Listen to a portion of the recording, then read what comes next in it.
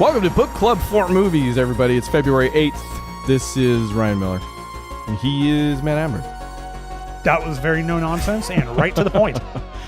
Do you miss the couch gag intros? Should I bring some of those back? I'm not against them. It's just a different show, isn't it? It's okay. Maybe that's what it is. The Book Club for Movies is just it's more serious. It's not fun. Sure. We're not here for joy. No. We're here for real discussion about cinema. All right. And while we're here for cinema, I am here for the suckage, because if you guys hear... Is that still going on? It's never going to end. I cannot get people out of this house. What is for like 3 days now? Someone's been vacuuming at your house, vacuuming up tiles. It's just been left on the entire time. Like 3 days. It's been going for 24 hours, 72 hours straight. This is a well thought out and poorly executed callback to Tuesday's podcast. The Zero Hit Points episode. Download today. Download it Tuesday. Don't ever wait till today. That's fair. Okay. Yeah. So if your background noise, that's it. I got dogs here too, so they're gonna bark, and it's gonna be a thing. It'll be great. No, I live I have a home in a real points. Life. Book Club for Movies. That's it. We're the book club for movies. At the Book Club for Movies, what we do is we assign a movie, everybody watches it, and then we talk about it. But before we do that, in a way, this is our first real episode, because last week we kind of just did a catch-up and liquor, Ketchup and liquor? Those are not combinations that you put together. If you get the reference to that joke that I heard in elementary school. Vodka and ketchup. Right in today. So this is going to be the first time we've got the movie out there, watched it together, going to comment, going to do the book club, the titular book club for the movie. Mm-hmm. Indeed. So it's momentous. And as we continue these, if you guys decide you want to introduce yourself to the book club, please do so. Join in, watch the movie, send us thoughts, send us whatever you want to say about it. We'll read it on the air, even if it's filth, pure filth. I've heard talk that some of you guys that have movie backlogs, keep us in the loop. What do you want to watch next week? Yeah, send us suggestions. We're more than happy to. Not next week, because we already decided what we're going to watch next week. Yeah. But still. But future movies, we'll be more than happy to throw them on our list and get them out there. Anything that I think our main rule here is that it cannot still be in the theater. It's got to be something on home video. You got to be able to get it on on VOD, got a DVD, Blu-ray, whatever. I think. Yeah, because not everybody's going to be able to go and spend the $10 to $20 to go to a theater. That's a harder thing to do. It is, but I mean, I don't know. Special occasions, maybe? Okay, special occasions. If we both know we're going to go see Black Panther the opening night or whatever, I know I'm going to see Black Panther oddly specific. Thursday the 15th when it comes out. Yeah, sure, we could do it the next week, but that's when we got to... We're getting ahead of ourselves, though. We've surely watched other movies that we want to talk about that we have to get off our chest as normal. We did, yeah. So let's start with those. What do you got? I got a couple movies. I watched... what did I watch? A couple of movies. What did I watch? Welcome to the show, Book Club for Movies, everybody. What did we watch? All right, so there's before I get into movies that I watched, I do want to bring a couple things up. Did you... So Super Bowl was on Sunday, and there were a mess of trailers that came out, in particular the following day on Monday morning.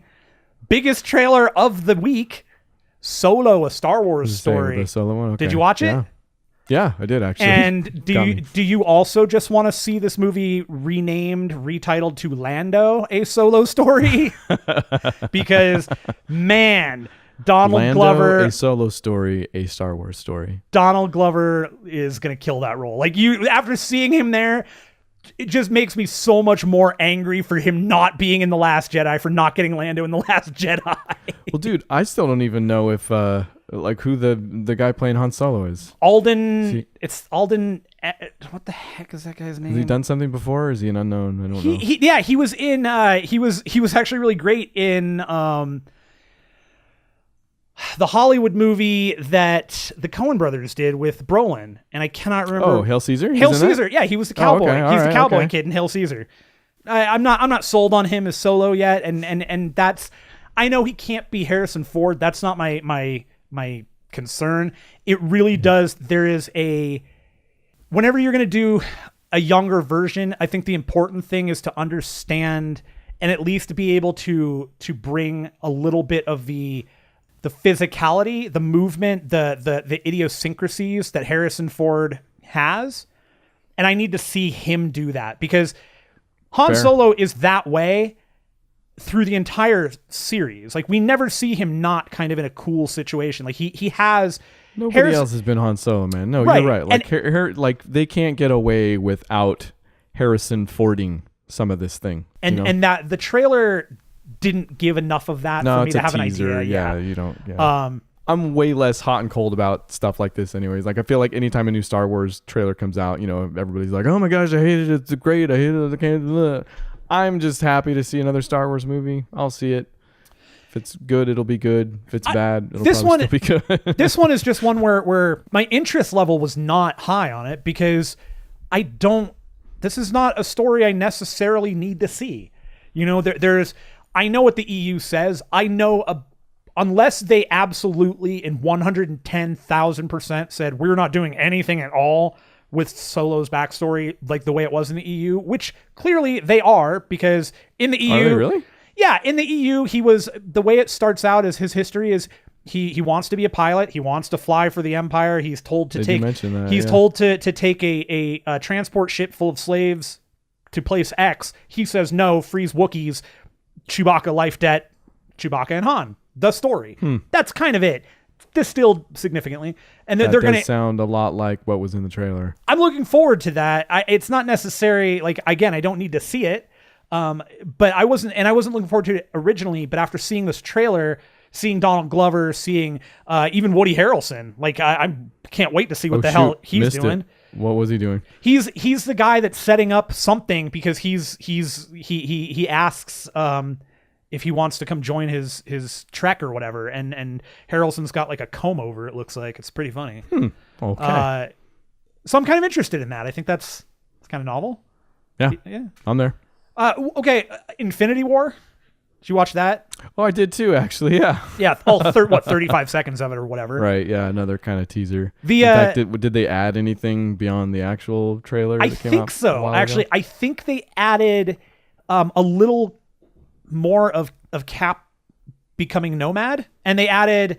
I'm not even familiar with this storyline. Are they following a thing? I saw he busted out the different shield. It looked like it was from probably Wakanda or something. Yeah, so he's not going to be Cap. I think he's going to be, well, the Nomad. He becomes Nomad in the comics too, and I think this is kind of like they're going to do a kind of in between thing, is what the brothers said. They have a great track record of doing too. Marvel, I wouldn't even say the brothers. Like, they're adaptations of like multiple storylines from wildly different sectors of the universe, like turning into nods or storylines in their movies is. Yeah, I trust them completely. And then there were a couple of other. There was a sequence of Spidey clearly going. That's right. He's in the he's got his hand. He's stuck on something that's rocketing into space. It's the portal that Thanos' guard is using to get through to Earth. That's I think. And then the other thing that they showed was, and I had to go back and watch this because somebody pointed it out and I didn't notice it. Strange getting ready to cast a spell, and Stark like blows past him. And in that sequence, Strange looks super pissed that he just got a spell broken or something. Kind of interesting. Good week for trailers that I forgot about. Yeah. I'm not as excited about Infinity War as I want to be, I think.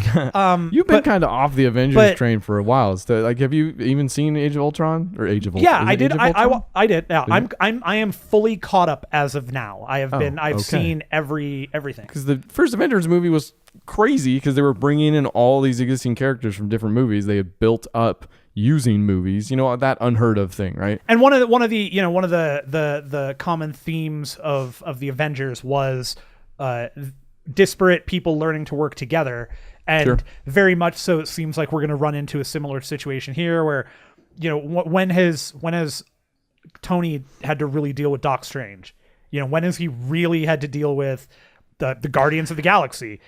These are all new. They're just new. They're new dynamics for them to work with. I just hope that a large part of any part of the movie is not taken up with we just don't get along, or that first half where everything goes wrong, or they lose the fight because they can't work as a team yet. Well, that's definitely what's going to happen. That's I hope not. I am 90. I will give you a 95% certainty that is how Tony dies, because I think Tony dies in the first movie. And here's how okay. And no, and this is why I think what happens here. Tony dies in the first movie. No, I'm okay. I'm with you. I could see that happening. Okay, Tony dies in the first movie. The reasoning behind it is that they could not work together as a team.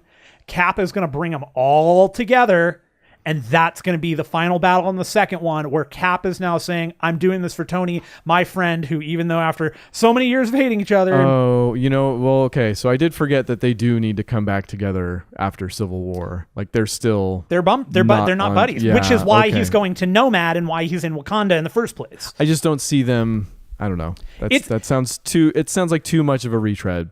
And they need to come back together, okay, but I don't see them. But it's a retread with 500 other characters fighting a force that is...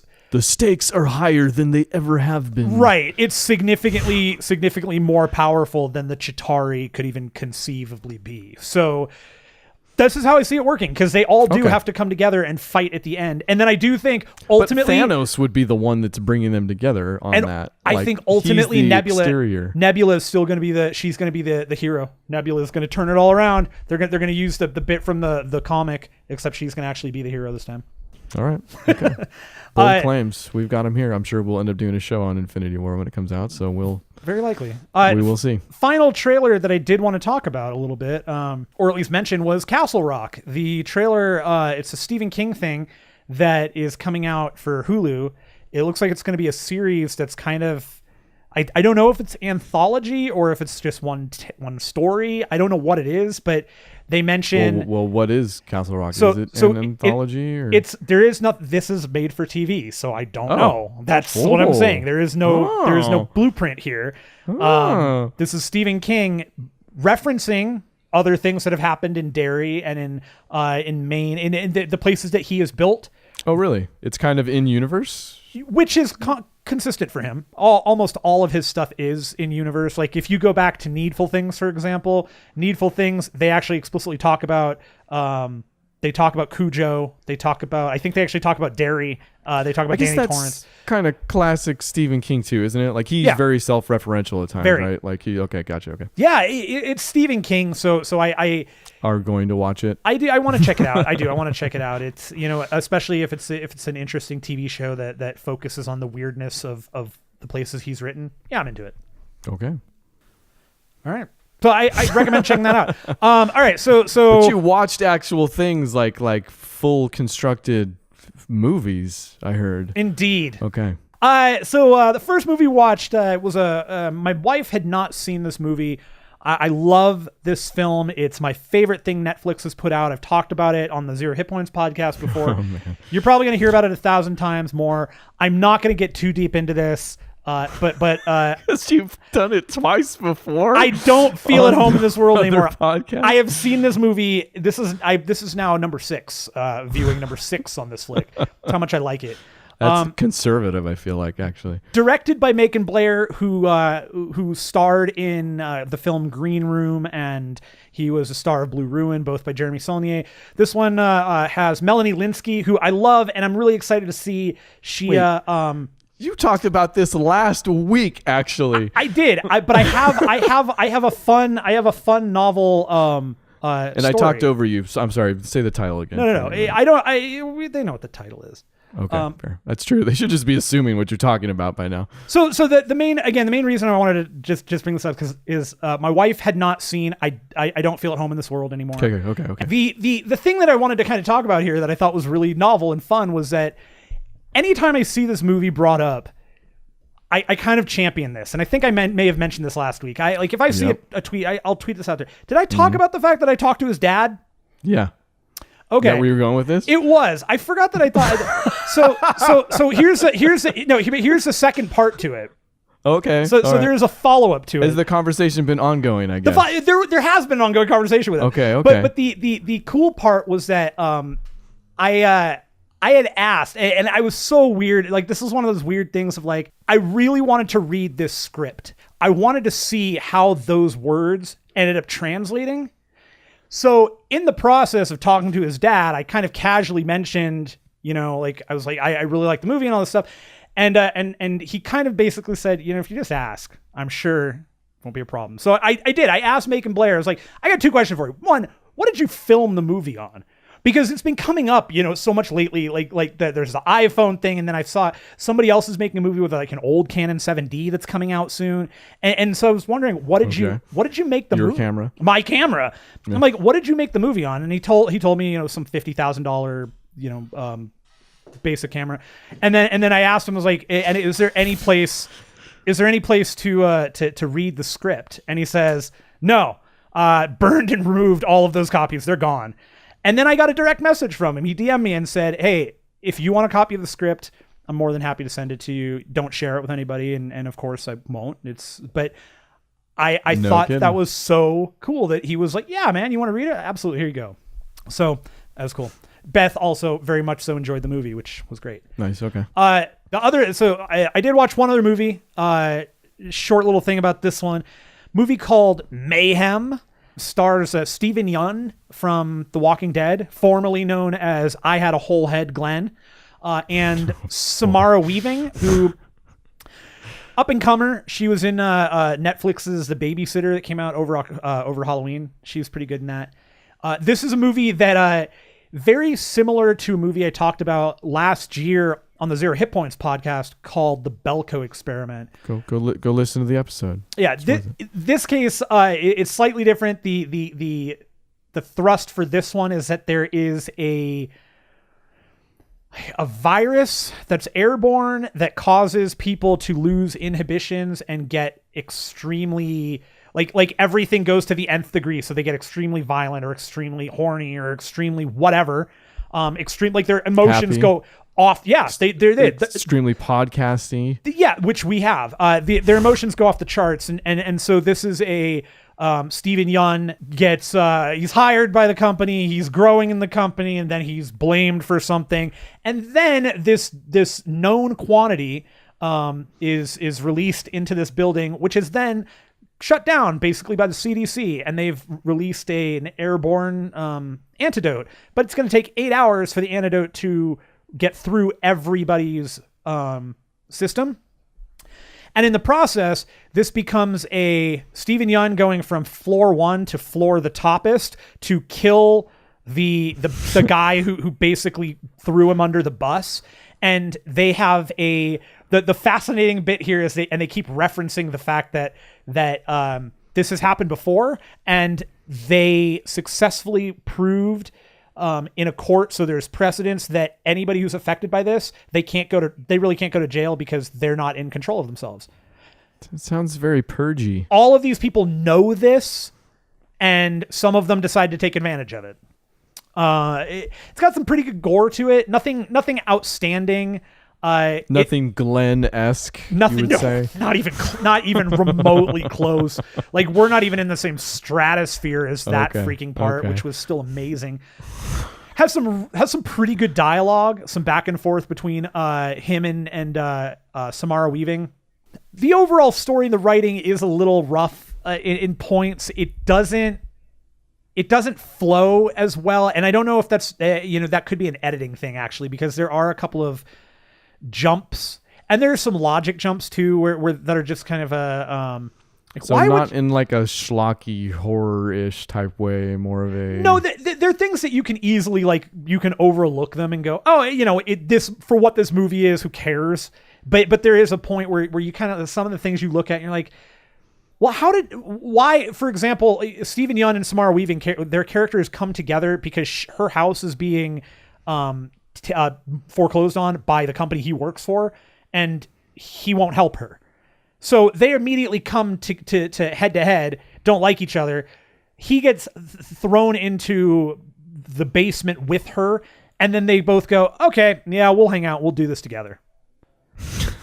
What else do you need? Right. It's a little, there's some relationship issues there. Like really, you're going to turn around that quickly on this? Drops the ball on the interpersonal relationships, huh? And then it tries to build it with him and her, and it does. Like you see them play off each other, and this is another movie where like you see her and him hitting people with hammers and wrenches, and they get right back up and start fighting. So there's nothing. The gore in this is very minimal. It's a lot of like the sound of a wrench hitting somebody and them spitting blood, and yeah, there's a couple of scenes where like somebody's covered in it, but it's nothing. So gotcha. It's all right. It was fine. It's not as good as I don't feel home alone in this world anymore. Yeah, starring Fuller and it was a Macaulay Culkin impression. Pepsi. Anybody that couldn't see. Yeah, you could. So that's it, man.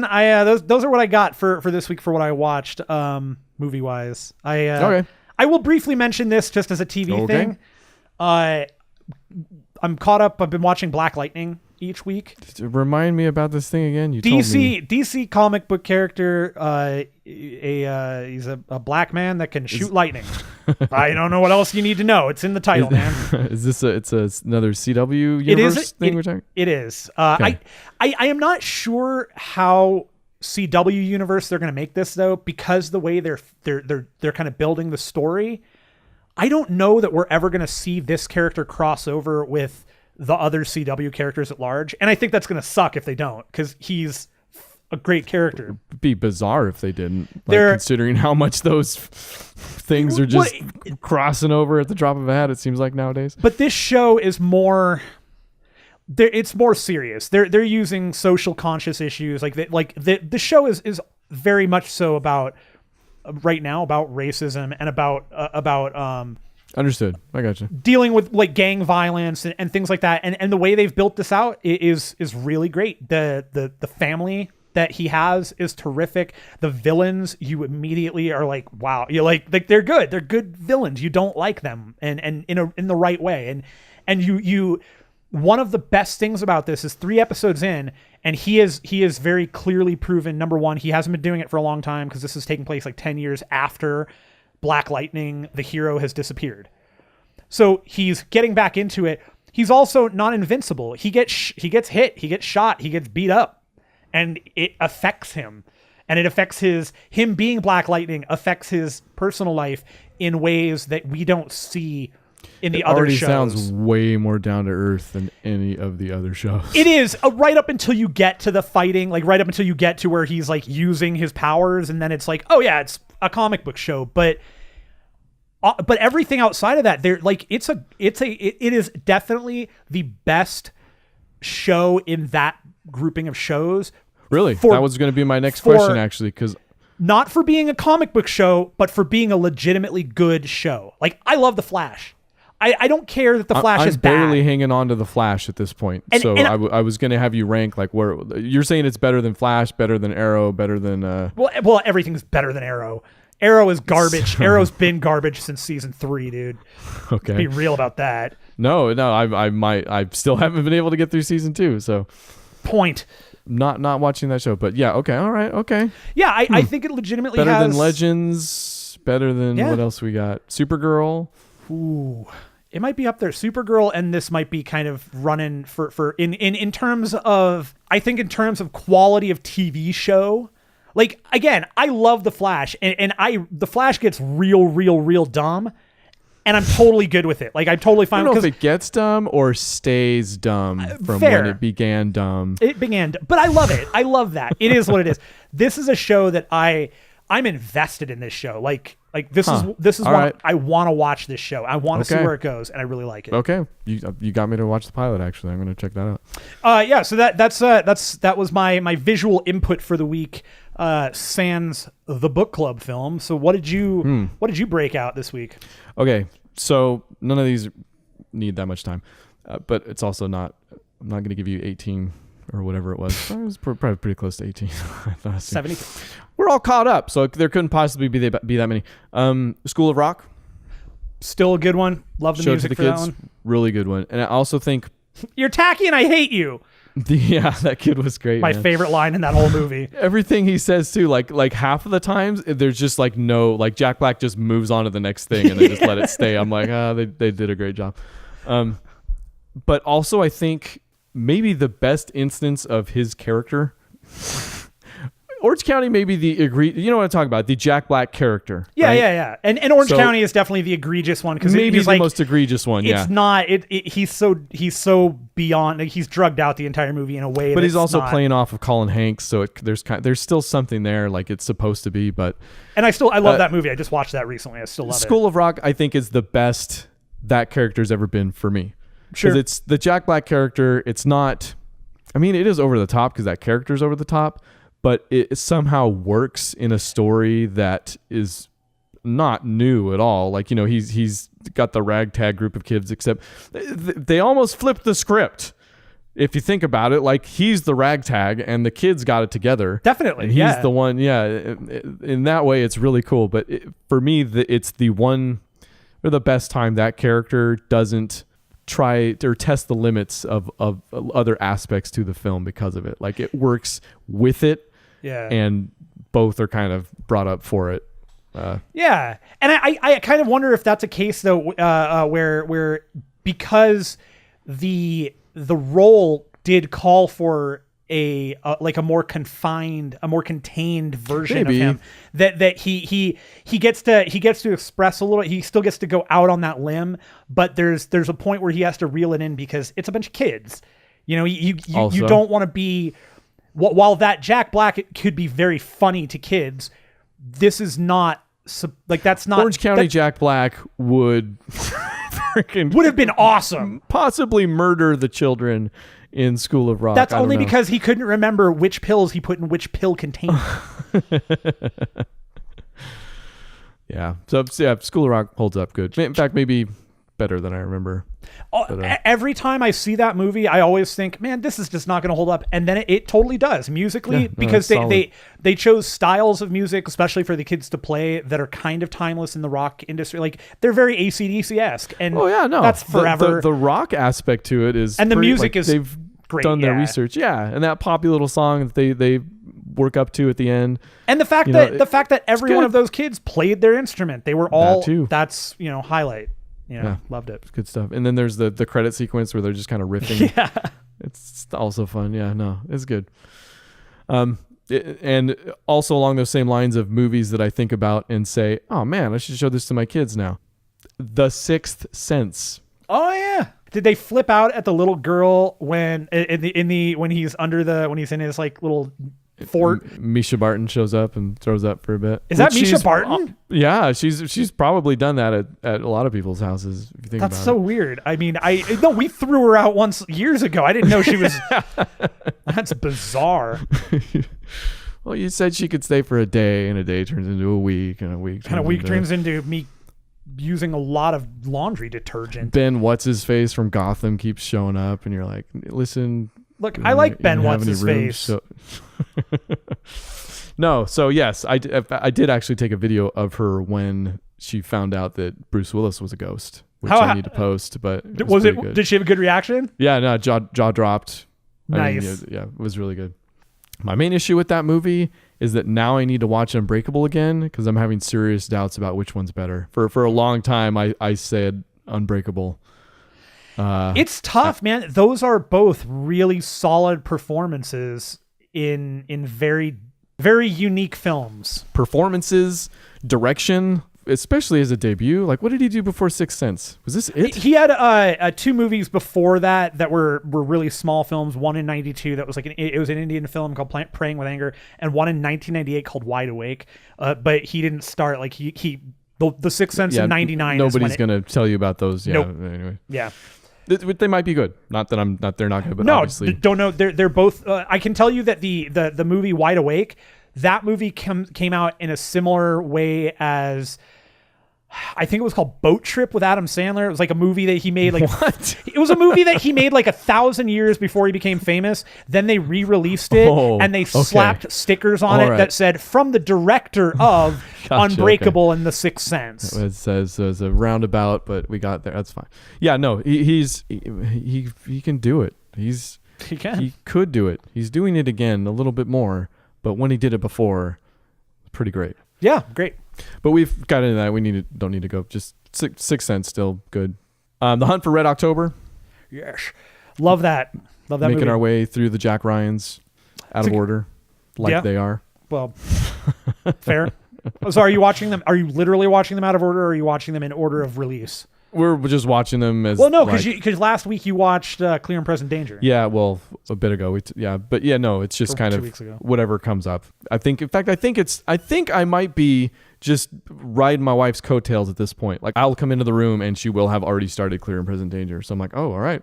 That's fine. It's a Clear and Present film. The work film. is done for me. Yeah. And then Hunt for Red October. So I'm like, okay, let's do it. That's still a solid film. Amazing movie. Obviously. I don't know that it holds up as well as I thought it did. Mm-hmm.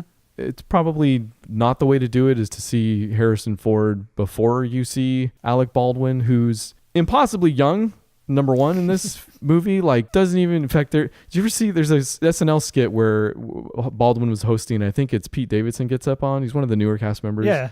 But it basically just, the whole monologue is how he looks nothing like he used to look like when he was a kid. No. When he was younger. But yeah. I always, pretty good. I always go back to the 30 Rock episode where they keep showing people through the lens of the camera. And when they show him, it's a clip from that where from Hunt for Red October, where he turns and looks and he's super young. Yeah. And it's the same episode where when Kenneth walks by, he's a Muppet. Oh, that's good. Okay. Yeah. Instructive for maybe the whole of the Hunt for Red October, because he's more of a, and we talked about Harrison Ford doing the fish out of water thing really well. Yeah. Impossible Standard. Alec Baldwin's way more buttoned up Jack Ryan. Yeah. Like more James Bondish, like more book smart, kind of been through the ringer a little bit still too, and they give him some words on that too. So that's interesting. In that particular movie, and I don't remember. It's been a long time since I read the book, which also, by the way, only one of those books that I ever read was that one. Oh, really? I never got that he was James Bondy. I just always felt like he was. No, that's a bad comparison. Just in this movie, his portrayal is more the guy in the room with the only answer. He's a little smoother than it should be. And it's actually funny how closely Clear and Present Danger resembles The Hunt for Red October. Like, you get the feeling that they took a lot of cues from that. Because it all culminates in kind of, like the Jack Ryan going out into the field, still being the fish out of water, even if he's more controlled in this, but kind of doing the footwork, being the analyst, but not afraid to get his feet dirty or whatever, And in this movie, he's literally the fish out of water because... Yeah, he kind of, they're in water, in the sub. Yeah. Marine boat. Sandwich. I will admit, one of my favorite... that does have one scene in it that I really always enjoyed, the transition from Russian to English, where they use Armageddon. Slow zoom and then it's the use of the word Armageddon, because Armageddon is the same word in Russian and English. Huh. Smooth. Didn't get that. I got the camera work, but okay, cool. Connery's hilarious. He's Scottish. Yes, I'm very Russian. Just as I was incredibly Egyptian in the Highlander films. You'll never figure out where I'm from. That part's fun. Oh, I'll tell you what, bar none doesn't hold up and looks horrible is that ending scene where it's supposed to be nighttime and are they still on the sub? I don't remember. Something. Oh man, it looks so bad.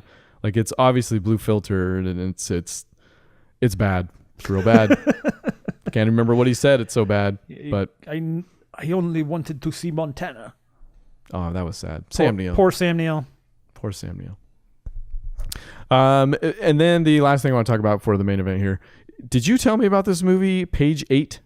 No. No? Okay. I don't know where I got this thing, but it was on my list, and it's freaking amazing. I don't think I've ever heard of this movie. I think it might even be a made-for-TV thing. It's got out of Bill Nye Britain. and Rachel Weisz. Yeah, it does. And they freaking nail it. It's one of those movies where we touched a little bit on this when we went for Clear and Present Danger, because after the ones that I talked about before that, Clear and Present Danger was kind of a one that wasn't afraid to give you some adultness, adult themes. Withhold the action from you. Well, just do it. Like, nudity. Not treat me like a ADD 5-year-old or something like that. Sure. Like, we better throw in an action scene or they're going to lose interest. You mean any movie starring The Rock? Got it. Dang. Is that why I like those movies? Nothing wrong with that. Page 8 moves in the complete opposite direction. Like, it's one of those movies that's not afraid to leave some things out that might confuse you, because do the freaking work, right? Like a John le Carre novel, or like John le Carre movies then. Yeah, sure. When was the last one I saw of those? Tinker Tailor Soldier Spy. Tinker Tailor? Yeah, I was gonna say, which I need to rewatch that. So good. That movie is incredible. Freaking Oldman. It's hard to do, I think, is the thing, because there are movies that do that where the complete opposite can happen. You lose complete interest because you're like, I don't want to do the work, and nothing is moving. Nothing is moving. Yeah. This walks that line perfectly. Nice. Like the dialogue, the way it does the dialogue and the way the plot unfolds. It's Bill Nighy's playing an analyst for British intelligence. And so it's got kind of this, and maybe it is because it's coming out of Britain, the home of James Bond. Sure. Where it's got this sheen to it that's not Michael Sheen, unfortunately. I know I saw you perk up when I said that. So don't. That's totally flying in the face of kind of that stuff. Like he is, I guess maybe I'm just trying to say it's more realistic in that he's got that job and there's lots of politics that are going along with it. Sure. But it's treated in a way that doesn't get overblown, where it then gives weight to the smallest things, Yeah. Where it's something that in a James Bond movie would be, they probably wouldn't even mention it, But in here, it's like this small thing happens, and as if it was real life and this small thing happened, that would be a huge deal, not just a 2-second throwaway in James Bond. And they nail it. Like, it's really, really good. That's awesome, man. Yeah, I'm looking at the cast here. Bill Nighy, Rachel Weisz, Michael Gambon, Dumbledore. Yeah, come on. It's got Felicity Jones in it, man. Yep, Didn't sure know that. does. Rafe Fiennes is in it. Yep, plays the Prime Minister. Ewan Bremner, but I mean Jyn Erso, so that's yeah. She plays Nighy's daughter. Yeah.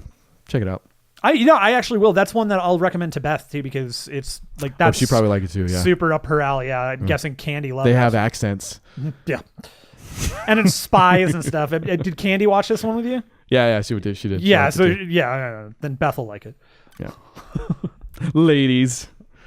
And now, let's move on. It's time to get into the book club. This week on the book club for movies, The Foreigner, starring Jackie Chan and Pierce Brosnan. What do you think? I think what other people might think is that it's kind of a weird choice, and we did set ourselves up a little bit last week, but I wanted to kind of reintro it in this way. Do it. I'm coming off watching a bunch of Jackie Chan movies. There's obviously a lot of history when it comes to that actor, a lot of great history. This movie on its face doesn't appear to fit into that, like I don't know if anybody else is really talking about The Foreigner. No, I didn't hear much about it. But Jackie Chan does bring that history with him. So I still think this movie is worth a conversation because it's on its face also dealing with some pretty heavy themes.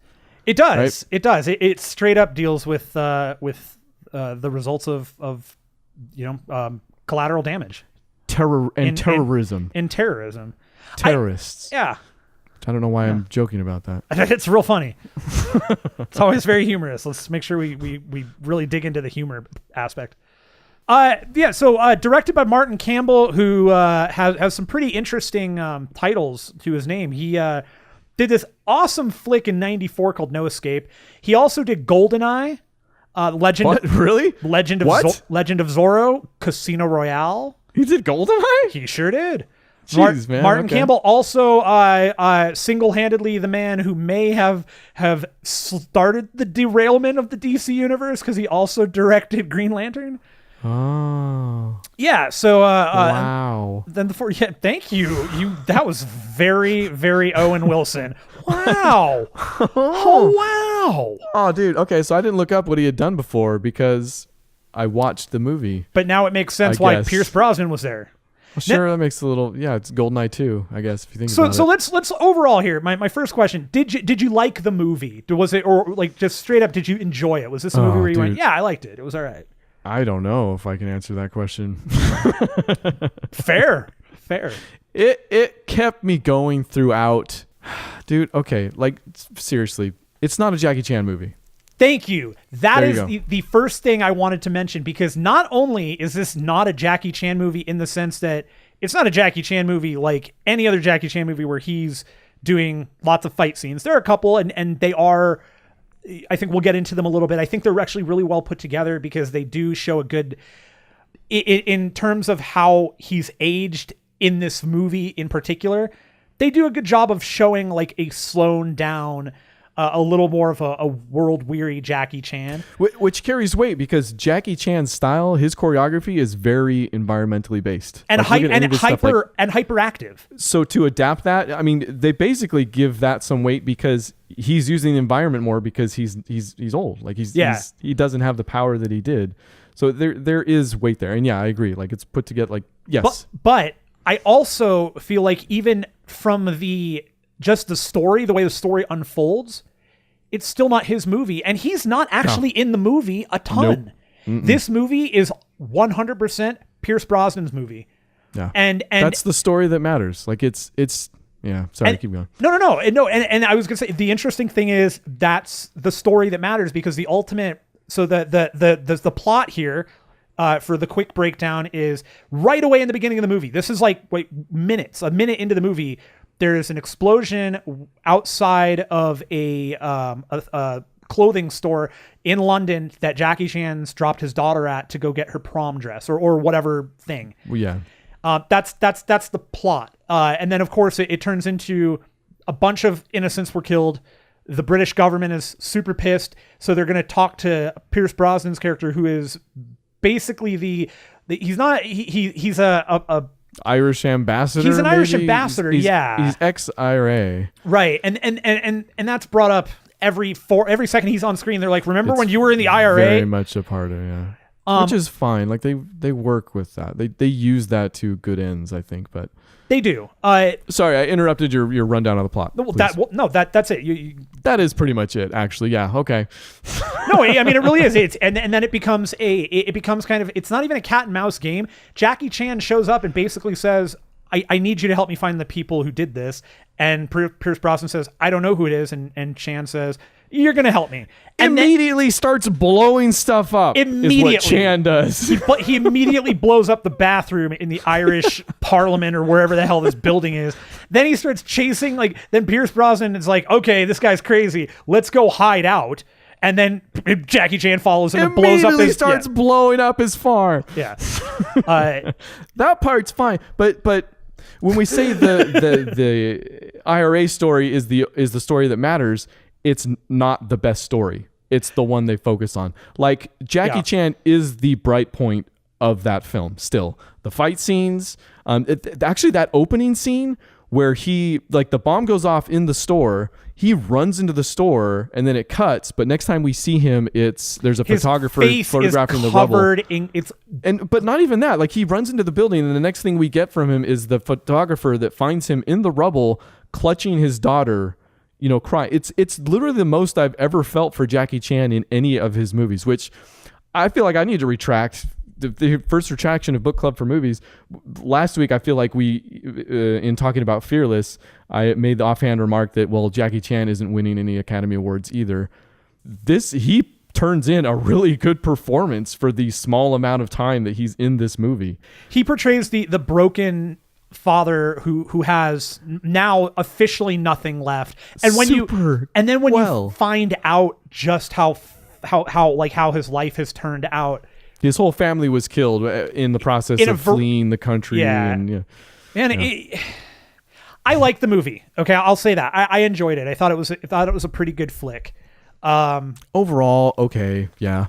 Not great. It's just, I guess it's hard for me to get past the disappointment because I feel like maybe my fault for coming to this as a possible, not return to form for Jackie Chan, but at least a return of sorts, I thought, I totally admit, I thought going into this, I was going to watch a Jackie Chan movie and I didn't. I didn't watch a Jackie Chan movie. I watched a Pierce Brosnan movie. But you get great Jackie Chan competing with, and not even competing well, it's mediocre Brosnan. A mediocre movie, yeah, and mediocre Brosnan, yeah. And I mean, there's absolutely one sequence that Brosnan I thought really put in where was that performance the rest of the movie, and it is the end of the movie, and so Book Club for Movies.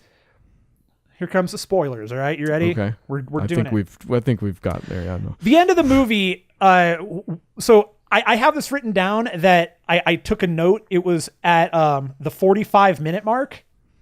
It says in my notes, the wife did it. That is not the end of the movie. No, 45-minute mark, the wife did it. Oh, okay. Okay. Yeah. At no point, Yeah, like I said, that isn't telegraphed until like that's one of those. It's telegraphed. In fact, tell me if this wasn't the second, because Pierce Brosnan's got a nephew that's kind of his hired gun, like it's his right hand that he does all this stuff for him.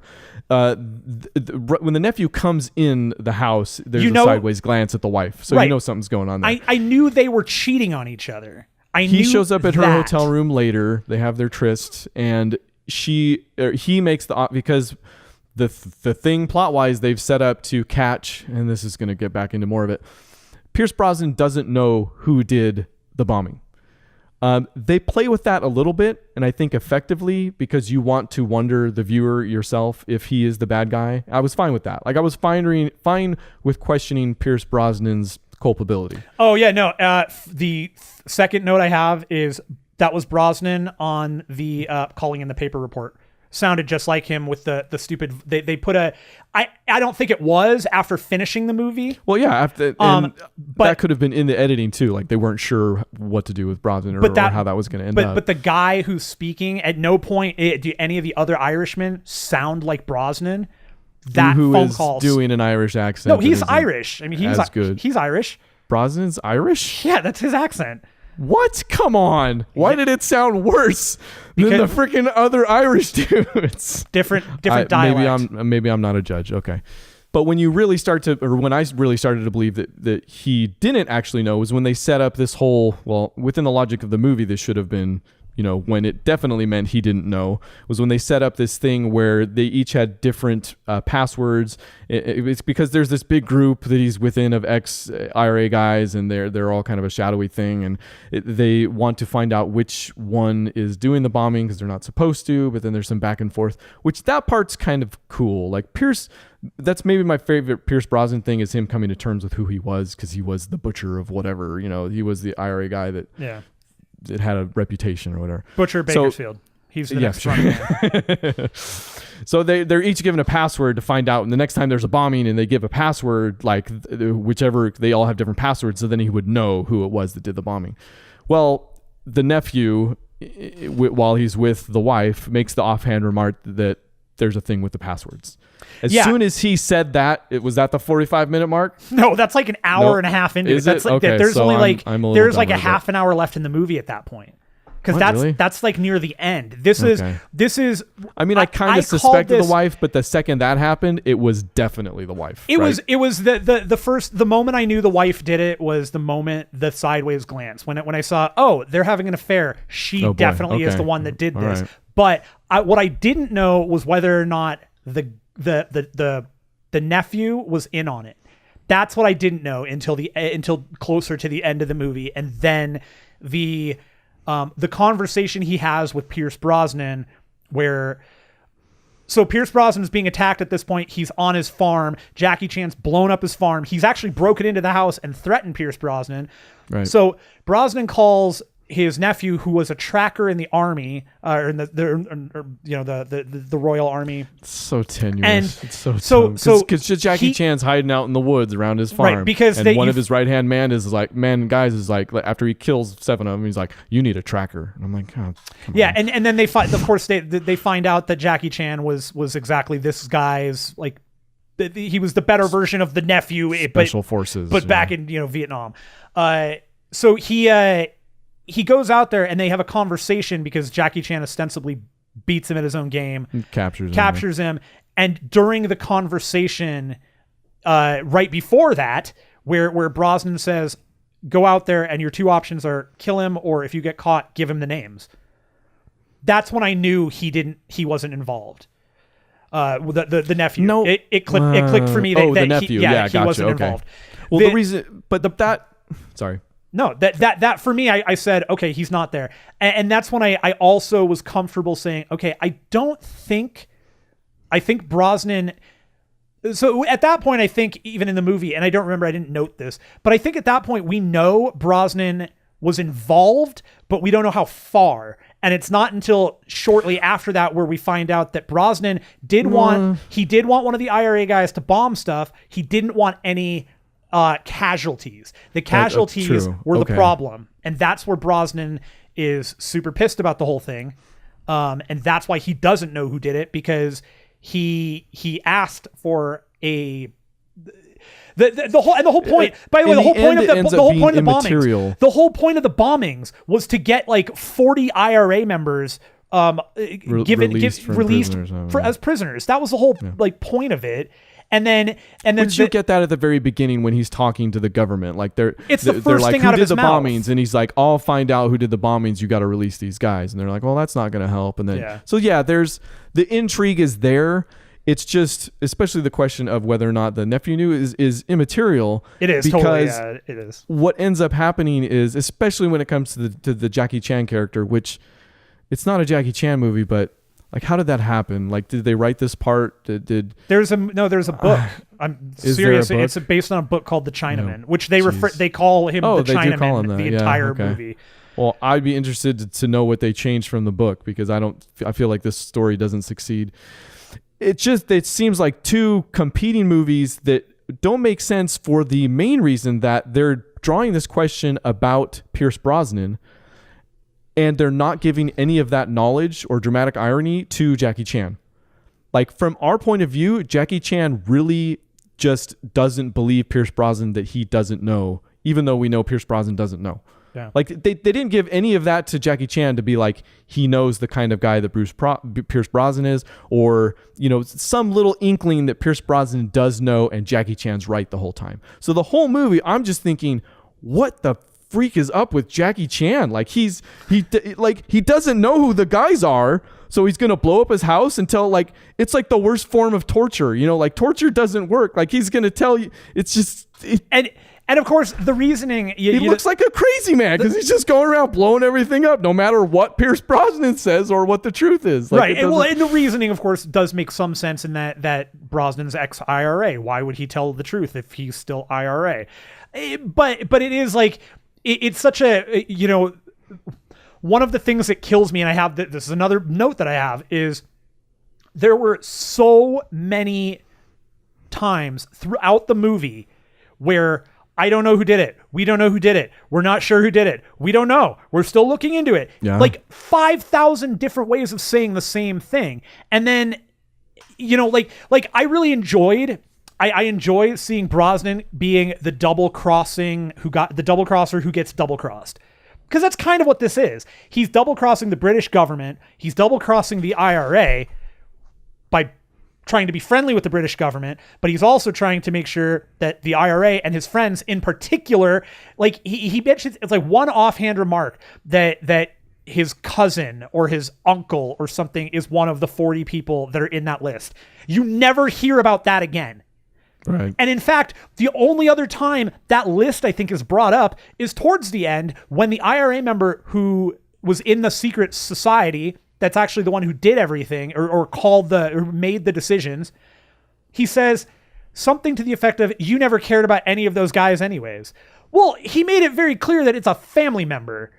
That's just a stupid thing to say. Like, that was just a dumb line, but it just all ends up becoming so muddled. Like, especially by the end where the nephew shows up and shoots the wife in the head. Like, she's gone because he's still loyal to Pierce Brosnan. Which was that was remember, Pierce Brosnan said, I have one more job for you after you get Jackie Chan. I have one job left for you.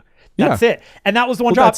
But it says he goes back to about New the York. overall story. Like, it's just like at the end, you're just left wondering, like, why did that all happen at all?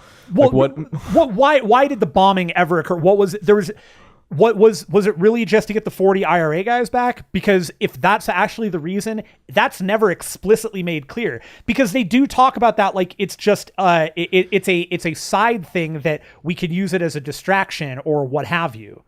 And he actually says, we're using this as a distraction so we can figure out who did it. And then it builds off that. So I don't know. There were story-wise, it was muddled. There were, and I gotta bring up some of the action sequences too. The Most of them are fine. There were a couple really good Jackie Chan sequences where he's doing some good fighting. It's cool to see. I hated the actual finale fight again with him against the IRA. That was real dumb. He basically he finds out where they are, and of course it's all 5 of them. That's right. It's all 5 of with them the actual bombers. Yeah, he's with the actual bombers. He finds all 5 of them. He dresses up like a gas man, gets into the apartment, and then there's a shootout in like a kitchenette. And it came off like I watched it and I started laughing because I'm like, this is as Naked Gun as you get without them just blatantly like pulling the kid. I didn't think it was that bad. But. Oh, really? Are you kidding me?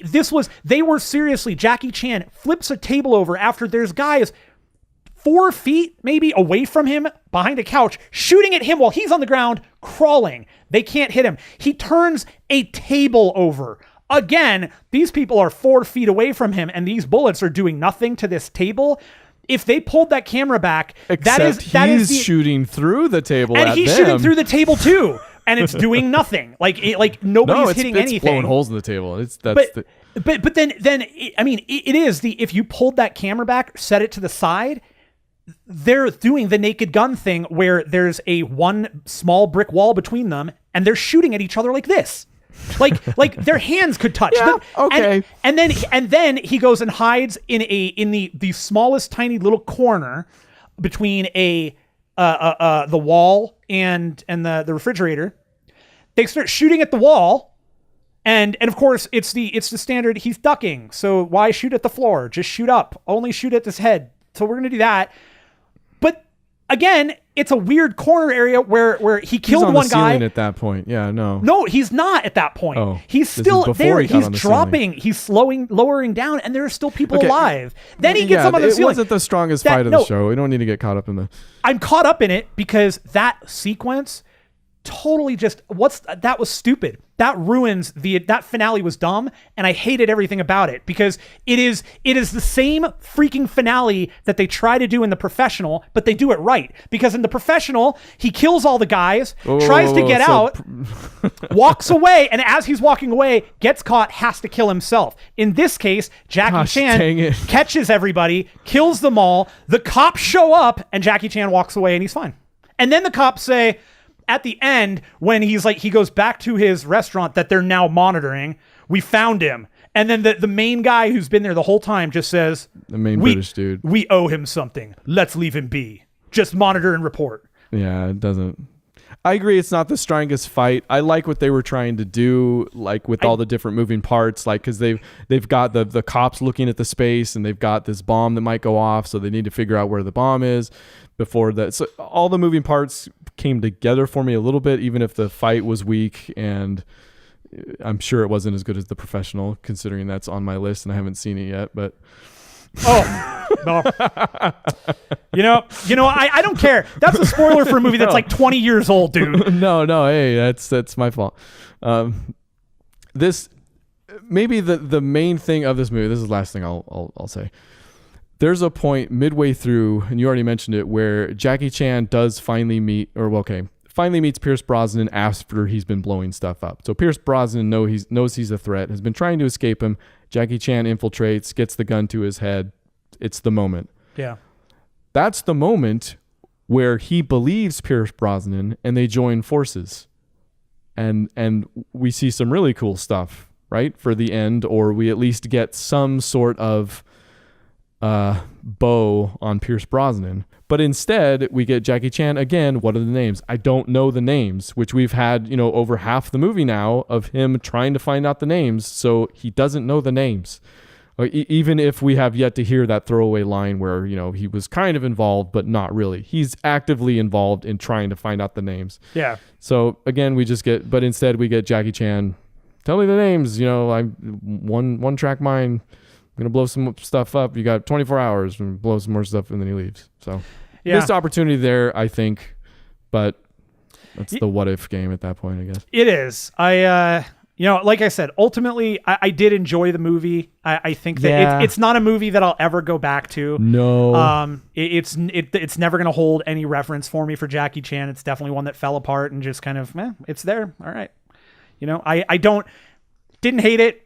I didn't feel like it was a waste of time. It was just, all right, that's a movie. Somebody made the right decision in getting Jackie Chan for that role that they read about or wrote or whatever, but then didn't execute on it. Did they spend all the money on Jackie Chan? Is that what happened? And the rest was kind of just, I guess. I don't know. That's what it seems like. That's what it seems like, and so that's it. That's what we got for The Foreigner, the book club for movies. That's our first book club movie is in the books, so to speak. What are we excited for next week? It sounds like we're doing the Cloverfield Paradox. The Cloverfield Paradox trailer drops Super Bowl Sunday, and at the end of the trailer, what do they say? This will be available after the game. What? I gotta say, we're gonna talk about that next week on the show because I do want to have a discussion about how we consume movies and the concept around the review and the hype around things. This is a movie that the hype was only built because of the title and the God particle, but nobody's seen anything about it until the movie came out. That's very interesting. Let's talk about that. Okay. So next week on the book club for movies, go to Netflix and check out the Cloverfield Paradox. We will be back to talk about that with you guys. Hit us up at podcast@zerohitpoints.com or at @0_H_P on Twitter. Hit us up with thoughts about The Foreigner. If we get anything about that, we'll read them on the show next week. A quick recap or something. Yeah, we'll recap and hit us up with stuff about the Cloverfield Paradox. Let's hear what you guys had to think. What'd you guys say? I want to know. I want to know what's in your mind. Do you hate the Cloverfield situation? Is what JJ doing bad? Is it too Twilight Zone-y? Is it not Twilight Zone-y enough? A discussion there. That's a kind of a strange franchise. It is, and I think we're going to get into a little bit of that because I am going to say this. I'm not guaranteeing it, but I'm going to try. Don't say it. I'm going to try. Don't do it. I'm going to try and Cloverfield this week. I'm going to try and do all three of them. Go see if I can manage it. You can. I can, but not right now. Nope. Goodbye. All right.